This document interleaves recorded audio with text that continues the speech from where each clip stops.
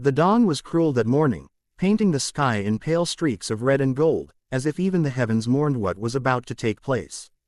The gallows stood at the heart of the dusty frontier town, tall and merciless, its wooden beams creaking under the weight of a rope that swayed gently in the wind. Beneath it stood a young woman, clothes torn, wrists bound, her face pale yet still carrying a quiet fire. She had been condemned without mercy, accused of crimes she had never committed. The townsfolk had gathered in the square, their whispers cutting sharper than any blade. Some called her a thief, others a murderer, and still others claimed she was cursed. Yet none could look directly into her eyes for long, for there was something unbroken in her, something that defied even the noose tightening above her head. The sheriff stood beside the platform, puffed up with self-righteous authority, and the hangman gripped the lever, waiting for the signal. The crowd had come for blood, for justice, for the cruel satisfaction of watching a young woman's life end with the rising of the sun. But fate had other plans. Just as the first light spilled across the rooftops, a sound broke through the heavy silence, a low rumble, distant at first, then growing louder, sharper, like thunder rolling across the plains. The people turned, their whispers dying on their lips, as a lone rider emerged from the horizon. Dust swirled around the massive stallion he rode, its hooves pounding the earth with furious power. The figure upon its back was all in black, his long coat trailing behind him, a wide-brimmed hat casting his face in shadow. Yet even in shadow, every soul in that town knew who he was.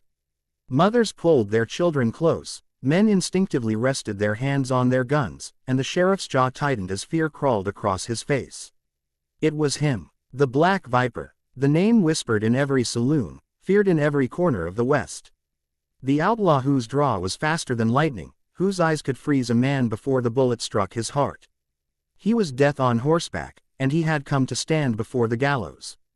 The stallion reared as he reined it in, dust spiraling into the air. Silence gripped the crowd as he dismounted, his boots striking the dirt with a slow, heavy rhythm. His revolvers hung at his sides, the sun catching their steel like the glint of fangs. He walked straight toward the platform, his gaze unshakable, his presence suffocating.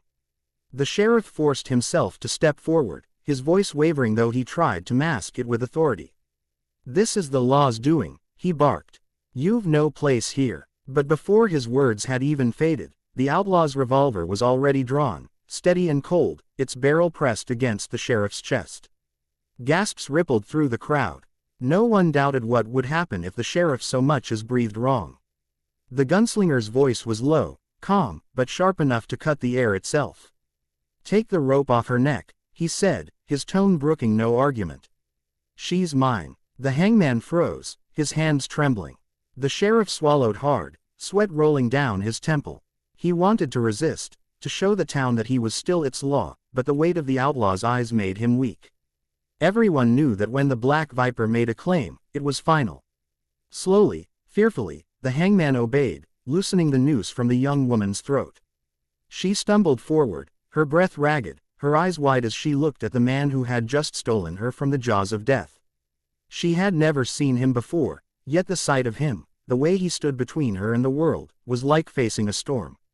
There was danger in his eyes, yes, but also something else, something that felt like protection. Possession, and destiny all at once. The sheriff finally found his voice again, weak and broken. "She's a criminal," he spat. "She belongs to the rope." The outlaw didn't even blink. "From this day," he said, his voice carrying to every ear in the square, "she belongs to me. She is my bride, and any man who dares touch her will answer to me." A shocked murmur rippled through the crowd. A bride. The outlaw had claimed her not just as a possession, but as something sacred, untouchable. The sheriff's shoulders slumped, his will crushed, for he knew no law in that town could outweigh the law of a man like the Black Viper. The gunslinger holstered his revolver and turned to the woman. For a moment, time seemed to freeze as his hand reached out, not rough, but steady, pulling her gently toward him.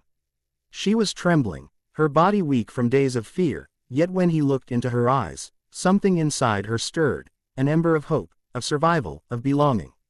Without a word, he lifted her onto his stallion, his hands surprisingly careful as if she were made of glass. He swung into the saddle behind her, one arm firm around her waist, not just holding her, but shielding her from every gaze that dared follow. The crowd watched in stunned silence as the outlaw pulled his horse around, his dark coat flaring in the morning light. He gave the sheriff one last cold glare, the kind that carved itself into memory, a silent promise of death should anyone think to follow.